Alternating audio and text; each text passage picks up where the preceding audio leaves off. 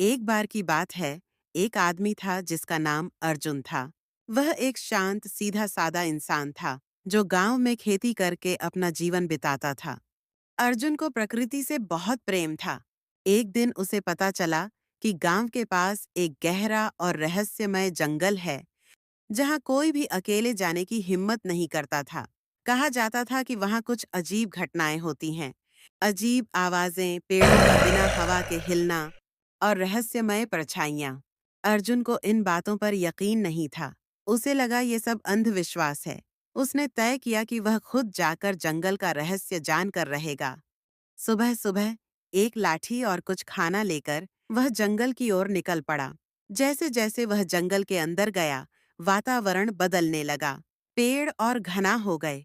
सूरज की किरणें जमीन तक नहीं पहुंच रही थीं। पक्षियों की आवाजें भी धीमी होती जा रही थीं। अचानक उसे एक अजीब सी गंध आई और एक ठंडी हवा उसके शरीर को छू गई। अर्जुन रुक गया, लेकिन डर के बजाय उसके अंदर जिज्ञासा थी।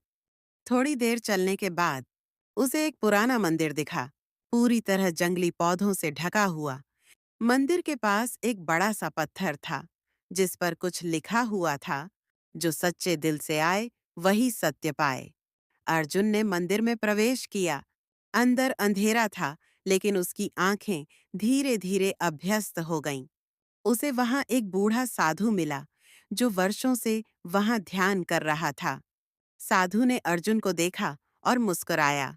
तुम वह पहले इंसान हो जो बिना लोभ, भय या स्वार्थ के यहाँ आया है।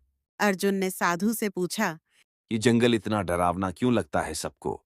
साधु ने समझाया। ये जंगल कोई आम जगह नहीं है। ये आत्मा की परीक्षा लेता है। जो लालच, क्रोध या अहंकार से भरपूर होता है, वह यहाँ से वापस नहीं लौटता। लेकिन जो शांत, सत्यवादी और निडर है, वह जंगल के असली सौंदर्य को देख पाता है। अर्जुन कुछ पल शांत रहा। फिर उसने पूछा। क्या मैं यहाँ रह सकता हूँ? साधु ने कहा। यदि तुम सच में आत्मा की खोज में हो, तो यह जंगल तुम्हारा घर है। अर्जुन ने गांव लौटने का विचार छोड़ दिया। उसने जंगल को ही अपना जीवन बना लिया। धीरे धीरे गांव वालों ने देखा कि जंगल से अब कोई डरावनी आवाजें नहीं आतीं। कुछ लोगों ने हिम्मत कर वहां जाना शुरू किया और वहां अर्जुन को ध्यान में बैठे पाया। अब वह एक मार्गदर्शक बन चुका था। जंगल और आत्मा के बीच एक सेतु।